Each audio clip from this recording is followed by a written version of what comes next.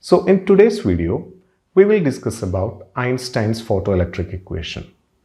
For that, let me consider a photosensitive material like this or just a metal, and consider this be an electron which lies on the surface of the metal. Now, when a radiation or a photon of suitable frequency or suitable energy, this is photon, when a photon of suitable energy hits on the surface of the metal, this electron gets ejected. Okay. So this phenomenon is called photoelectric effect. Now we need to find the energy consideration in here. Suppose let us consider E be the energy of the photon. And by Planck's theory, we know energy is equal to h nu, where h is the Planck's constant.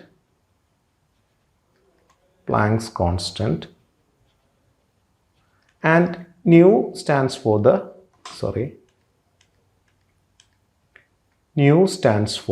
frequency of the photon.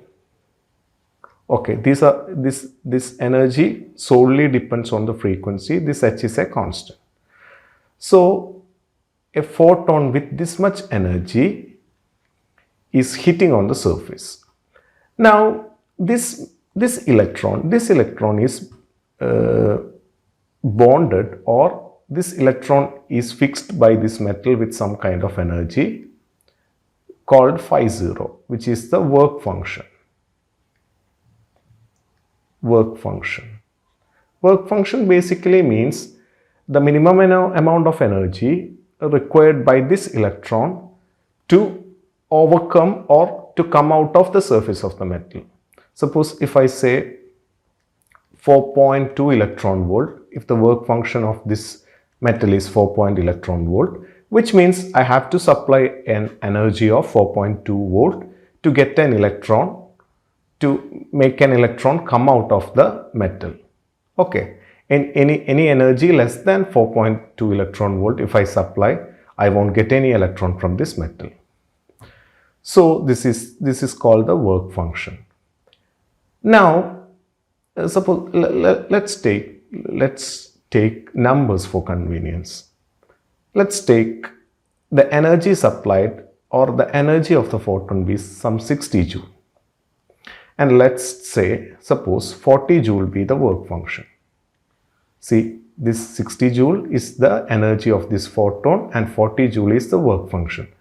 So we know we only need 40 joule to make this electron come out of the metal. That is 60 from 60, I have used 40 joule to overcome the work function. And then I have an extra of 20 joule. That 20 joule will be the kinetic energy, the maximum kinetic energy gained by the electron. Now clubbing all this, I can write the energy supplied by the photon is used for two purposes. First, to overcome the work function, that is phi 0, to overcome this work function phi 0. Then the extra energy is used for gaining kinetic energy. So this is the basic equation of basic Einstein's photoelectric equation. Clear? And I can write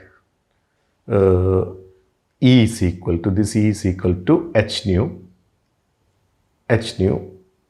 which is equal to, see, this phi 0 is also h times nu 0, where nu 0 is the threshold frequency.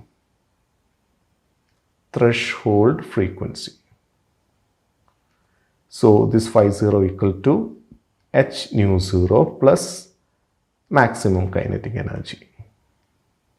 Okay, and I can write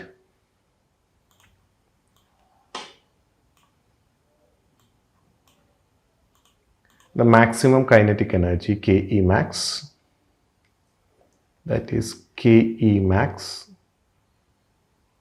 will be taking this term to the left, I can write h nu minus h nu 0, or Ke max is equal to h times nu minus nu 0. See, this condition is very important because we want to consider when this photoelectric equation happens, or whether the photoelectric equation happens or not.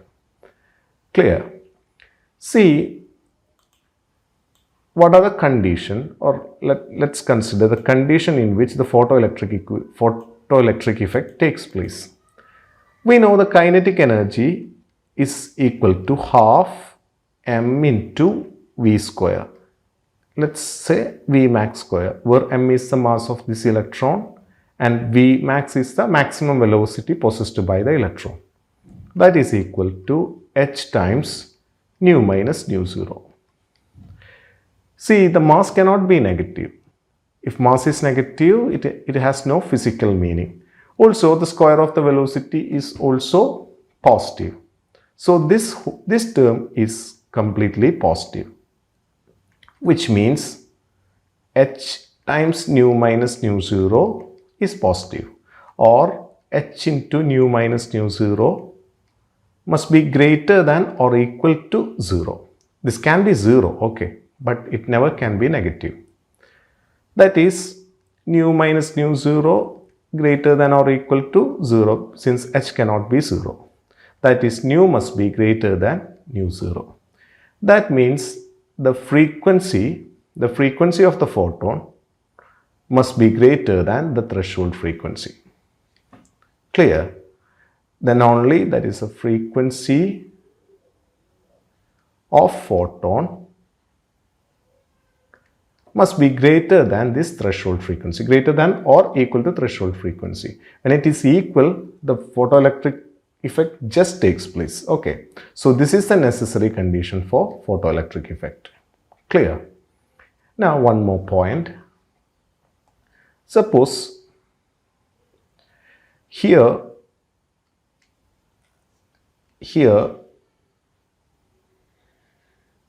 I took a plate such that here I have provided the negative potential, okay, V0.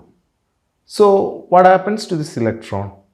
See, the charges are in here are negative, and this electron is also negative.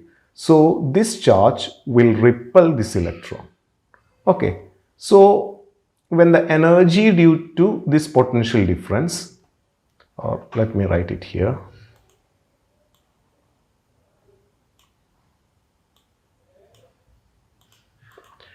When this potential is made such that this electron, see, I'll draw an electron in here. See, because of this photon, this electron can come up. But I made a voltage in such a way that this electron stays here itself. That is, there is no kinetic energy associated with this electron. I have provided such a potential, and that potential is called stopping potential. Okay, that potential is defined as stopping potential.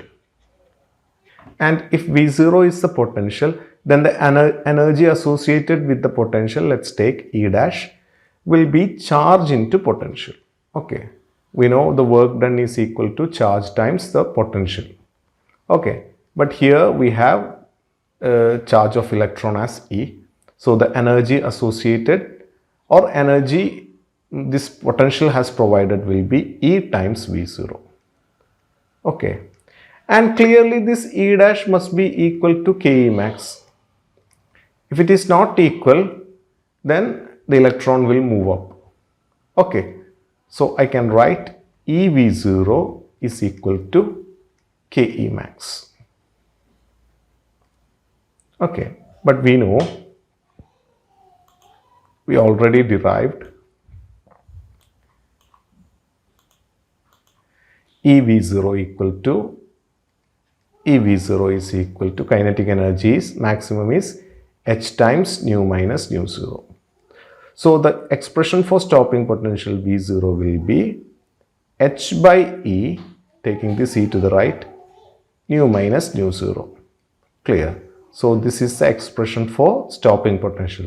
See, this is threshold frequency and this is the frequency of photon and this is the stopping potential. And from this equation itself, from this equation it is clear that the stopping potential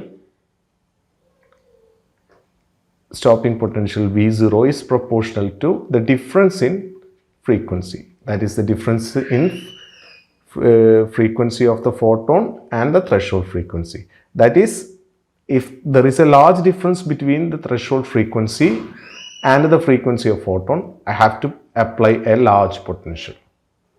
Clear? Now, let me take this equation again, that is, let me consider this equation again, that is V0 is equal to h by E times, see this nu is equal to, we know frequency will be speed of light or speed of the radiation divided by its wavelength. And threshold frequency will be c by lambda 0, the threshold wavelength. If I plug in these two values in here, I'll get h by E times c by lambda minus c by lambda 0.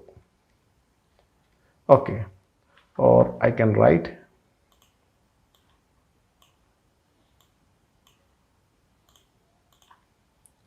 the stopping potential V0 will be hc by E times 1 by lambda minus 1 by lambda 0. Okay, so this is another expression for the stopping potential. Also, we have the equation before in terms of kinetic energy maximum. We have Ke max, the maximum kinetic energy, is equal to h times nu minus nu 0. That is h times, we know nu is equal to c by lambda minus, here it is c by lambda 0. That is hc times 1 by lambda minus 1 by lambda 0. Clear? So that's the expression for Ke max. Clear? Sorry. This is the expression for the maximum kinetic energy. Clear? Now, also we can find the expression for the maximum velocity of the ejected electron. I can apply half mv square instead of Ke max. Let me write that also. That is, kinetic energy, we know it will be half mv max square. Half mv square is the kinetic energy, that is equal to hc times 1 by lambda minus 1 by lambda 0. So V max square will be, I can take this 2 to the up, that is 2 hc by m times 1 by lambda minus 1 by lambda 0. See, these are all consequence of Einstein's photoelectric equation, or the maximum kinetic energy V max will be root of 2 hc by m times 1 by lambda minus 1 by lambda 0. Clear? Now, the Vmax also can be written in terms of stopping potential. That is, see, we already discussed, we have the maximum kinetic energy Ke max will be equal to EV0. Okay, this we already discussed, and I took that as E dash. That is, Ke max is equal to E dash, the energy due to this potential. And we know half m v max square is equal to EV0, or I can write V max square will be 2 EV0 divided by m, or V max will be root of, taking this square to the right, 2 EV0 divided by m. Clear?